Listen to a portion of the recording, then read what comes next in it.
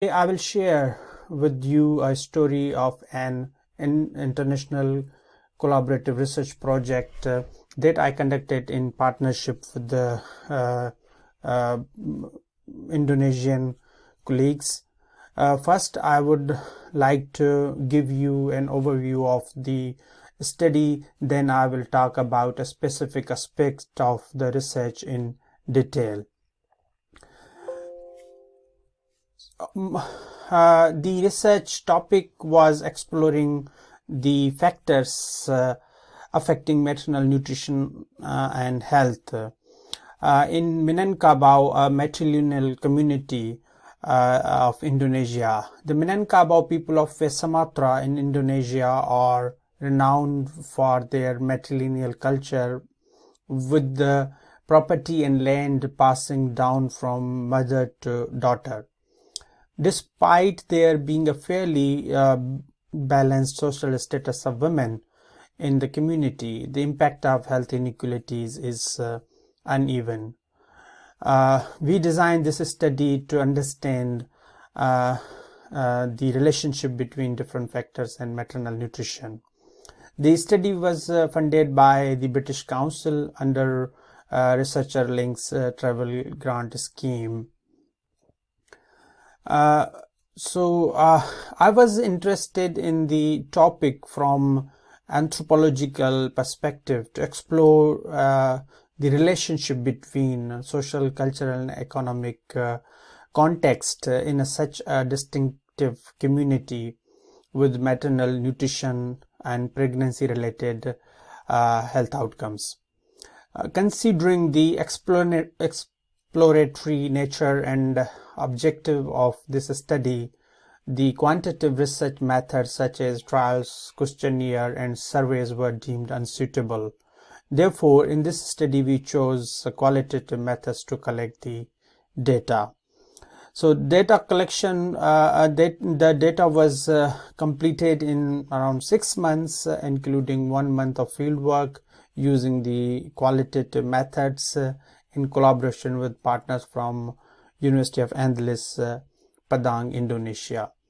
It was carried out in a suburban area of Padang district. The data collection method was qualitative, semi-structured interviews with 19 women, men, midwives, and community health workers. The data were recorded with the informed consent, transcribed in local language, and then translated into English. The interviews were conducted by one male and 2 female local researchers, and I was present there during all the interviews and took observation notes. The key outputs of the study were a grant proposal and a peer-reviewed paper and a blog for the Conversation UK. The grant proposal was successful. That provided an opportunity to organize an international workshop on maternal and infant health and nutrition in Indonesia. This was held in Padang, in which 20 researchers from the UK and 20 researchers from Indonesia participated. Next few minutes, I would like to focus on one aspect of my research study, and that is the qualitative data analysis.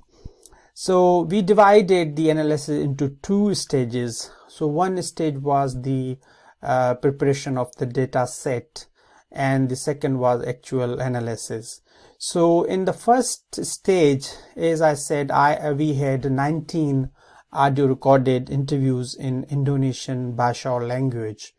These were translated and transcribed from Indonesian Bahasa into English by the 2 researchers who also conducted the interviews and then were randomly double-checked by 2 senior staff members from faculty to ensure the accuracy of the translation. All the transcripts were formatted in Word document, anonymized, any identification, anything which was removed, and then assigned the participant ID. So and the second stage of analysis was involved. So when I had first reading of the transcripts, then following to that reading, I had meeting with my other my colleagues who were involved in this project, and we discussed and then decided to adopt thematic analysis approach, which was developed by Brown and Clark in 2006. The analysis was carried out in 5 steps. So the step 1 was reading and rereading each item of the data set, means each transcript was read at least 3 times. Then produced initial codes from the data. You can see in the picture we used color coding to code and categorize the data into themes. As you can see, the yellow highlighted, these are the chunks of data which are related to a code, which is like, for example, food related beliefs. So, and similarly, all these colors are corresponding to the different codes. So producing the code, then we identified the themes. So what are different themes? So there were a number of different codes. Then we started into and identified into themes. You can see these are 3 different themes which were categorized into one a kind of a broader theme. For example, dietary patterns, beliefs, and access to food. So these were put together, and then these were defined. So we got the definition of each theme, what it says. So in the description, this is, you can see, is described the dietary patterns and then the beliefs and access to food. So each description, and then the fifth step was writing the narrative. So we wrote the narrative of each themes containing different sub-themes and codes, and these were supported with the codes from the participants. So it was directly code which were included in the transcripts with their informed consent, which we got. So these were the 5 different steps we took to make sense of the data, what it is there. So our approach to data analysis was quite open. Means when I started reading the transcripts, I had no particular framework of analysis in mind. Just I wanted to see what it is in the raw data. So the aim was to build a coherent story from the data which would explain the relationship between sociocultural factors and nutrition during pregnancy within this unique context of matrilineality. So the actual questions wanted to see if there is any coherent story. So the second thing was our decision-making process was really collaborative. While analyzing data, I was continuously consulting with other colleagues and then deciding next steps.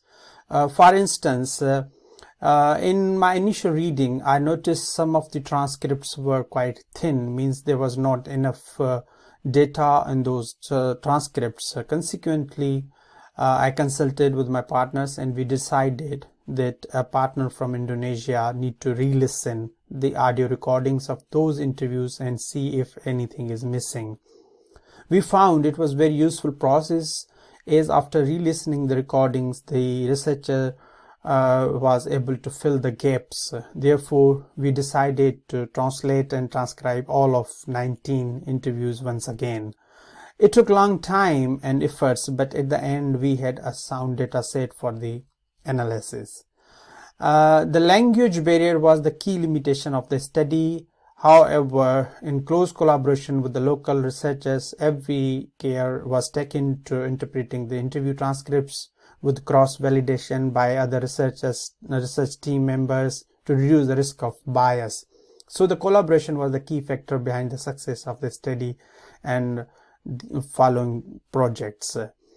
So to conclude this session, I would say is a takeaway message for you, that in order to ensure the credibility of your study results and findings, either it's a literature review or a primary analysis, you need to be transparent in your analysis methods and processes.